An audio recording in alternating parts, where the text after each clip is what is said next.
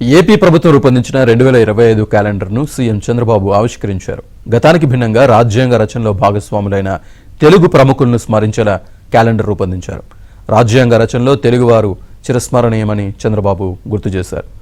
Go back Simon అంటూ తెగువ చూపిన మాజీ సీఎం టంగుటూరి ప్రకాశం పంతులు కూడా రాజ్యాంగ రచనలో భాగస్వామి కావడం గర్వకారణమన్నారు. ఈ కార్యక్రమంలో speaker Ayyanna Patrudu, deputy speaker రఘురామకృష్ణరాజుతో పాటు మిగిలిన వాళ్ళు పాల్గొన్నారు.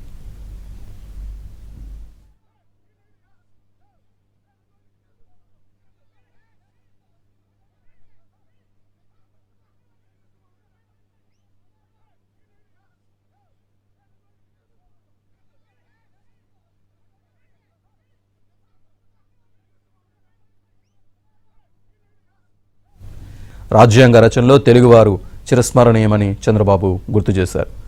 గో బ్యాక్ సైమన్ అంటూ తెగువ చూపిన మాజీ సీఎం టంగుటూరి ప్రకాశం పంతులు కూడా రాజ్యాంగ రచనలో భాగస్వామి కావడం గర్వకారణమన్నారు. ఈ కార్యక్రమంలో speaker Ayyanna Patrudu, deputy speaker రఘురామకృష్ణరాజుతో పాటు మిగిలిన వాళ్ళు పాల్గొన్నారు.